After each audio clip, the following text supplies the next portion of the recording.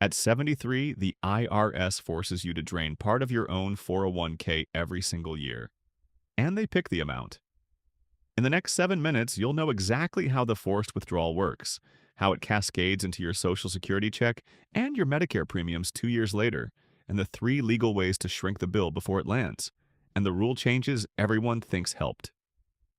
The age moving to 73, the penalty dropping from 50% to 10, quietly made the problem worse, not better. The rule is called a required minimum distribution, RMD for short. You probably heard the term in passing and assumed it was the government's way of saying you should start spending your savings. It isn't. The IRS deferred your tax 40 years ago when you contributed pre-tax. They did not forgive it. They scheduled it. The day you turn 73 is the day the bill comes due. And the IRS picks the size of the payment every single year until you die. The bigger you grew the account, the bigger the bill. The longer you let it compound, the worse it gets. This is not a tax planning topic. This is a tax collection one. Here is how the math actually works. The IRS publishes one number for every age called your distribution period. At 73, that number is 26.5. You take your traditional 401k or IRA balance from December 31st of the prior year, and you divide it by 26.5. That is your forced withdrawal for the year. $1 million in a traditional account at 73 means a forced withdrawal of about $37,700. That number is taxable on top of your Social Security, on top of any pension, on top of any part-time income. By age 85, the IRS distribution period drops to 16.0, and your forced withdrawal is now 6.25% of the balance. The exact moment you can least afford a higher tax bracket is the moment the IRS legally requires you into one. Call it the forced drain. Then it gets worse because the withdrawal raises something called your provisional income. Provisional income is what decides how much of your Social Security check the IRS gets to tax. For every $1 your RMD adds, up to 85 cents of your Social Security check becomes taxable. The Social Security you spent 4 decades paying into is quietly worth less the day the forced withdrawal hits. 2 years later, Medicare looks at the same income number. If your RMD pushed your income up by $10,000, your Medicare Part B premium goes up by about $888 a year. Cross the wrong tier as a married couple, and you lose over $4,400 a year to premium surcharges before Part D. The look-back runs 2 years behind, so the RMD you take at 73 sets the Medicare bill you pay at 75. You cannot adjust. You cannot file an amendment. The forced withdrawal already happened. It's not a tax. It's 3 taxes stacked on the same dollar on a schedule somebody else picked. Call the whole stack the deferred bill. 3 different versions of how this lands. Start with the best case. You started converting your traditional 401k into a Roth at 60 the year you retired. You converted $50,000 a year for 13 years, paid the tax then when your bracket was lower. At 73, your traditional balance is small. Your RMD is small.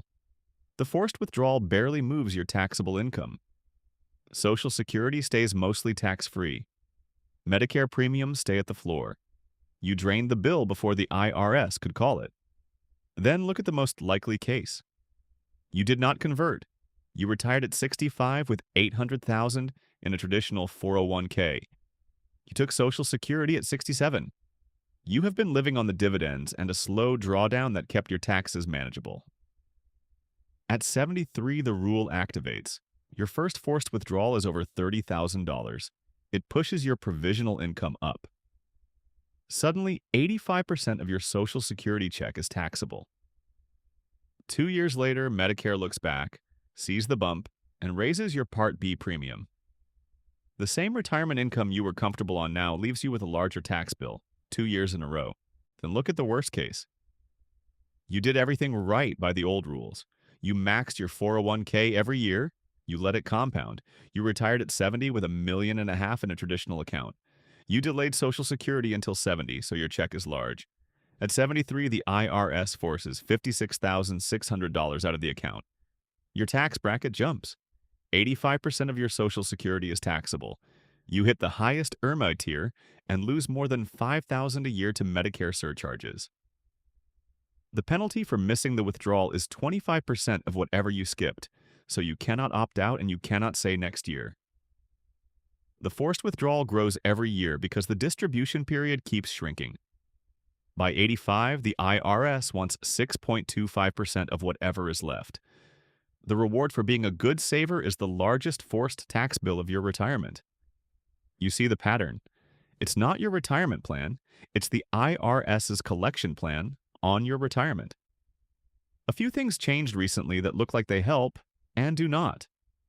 The starting age went from 70 and a half to 72, then to 73 in 2023, and it rises to 75 in 2033. Most people heard the age went up and stopped reading, but every extra year you let the account grow is one more year. Of compounding, the IRS gets to tax. The later the start, the larger the forced bill. The age delay did not soften the rule. It supersized it. The penalty dropped from 50% to 25%, and down to 10% if you fix it inside 2 years. Better, but still painful, and still lands the same tax year as the missed withdrawal. Roth, 401k accounts inside your workplace plan are now exempt from RMDs while you are alive, as of 2024. Most people do not realize this. If you have any Roth dollars sitting in your workplace plan, they are no longer part of the forced drain. The rule that changed in your favor on paper got worse in practice. So 3 things to do. First, Roth conversions done in your 60s shrink the future bill.